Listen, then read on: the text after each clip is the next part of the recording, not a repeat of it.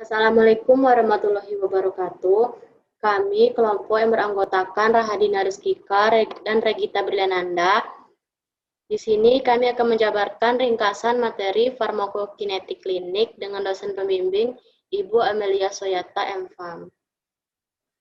Yang pertama yaitu ADMA, nasib obat di dalam tubuh, yang terdiri dari absorpsi, distribusi, metabolisme, dan ekskresi. Absorpsi ini adalah penyerapan obat di dalam tubuh.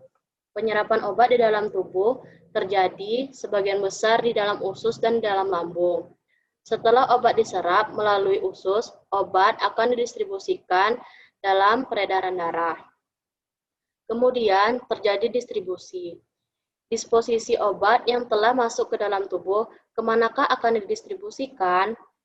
Obat ini akan didistribusikan ke dalam target obat tersebut, tergantung dari reseptornya. Lalu terjadi metabolisme, yaitu biotransformasi. Metabolisme terjadi di dalam hati. Metabolisme ini juga terdiri dari dua fase, yaitu fase 1 dan fase 2. Fase 1 ini reaksi oksidasi, dan fase 2 reaksi konjugasi.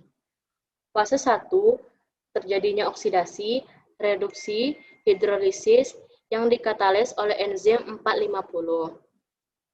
Fase 2, glukuronidasi, sulfasi, dan obat yang mengalami reaksi fase 1 saja, atau reaksi 2 saja, atau reaksi fase 1 yang diikuti dengan reaksi fase 2.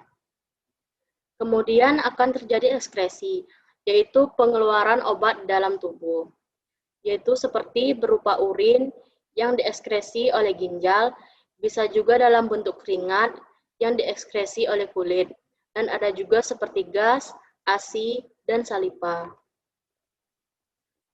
Berikutnya yaitu variabilitas farmakokinetik dan farmakodinamik.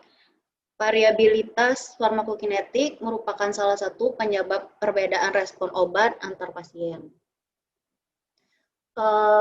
Sebab-sebab dari variabilitas itu salah satunya adalah usia. Kenapa usia dapat menyebabkan variabilitas terhadap respon obat, atau dalam hal ini usia menyebabkan variabilitas farmakokinetik dan farmakodinamik dikarenakan proses absorpsi obat antara dewasa dan anak-anak berbeda, sehingga respon obat yang ditimbulkan juga akan memiliki rentang waktu yang berbeda. Berikut contoh variabilitas yang disebabkan oleh usia antara orang dewasa dan anak-anak. Berikutnya ada farmakokinetik dan farmakodinamik antibiotik. Farmakokinetik itu adalah perjalanan obat di dalam tubuh, yaitu dia terdiri dari ADME, absorpsi, distribusi, metabolisme, dan ekskresi. Sedangkan farmakodinamik itu efek obat pada tubuh.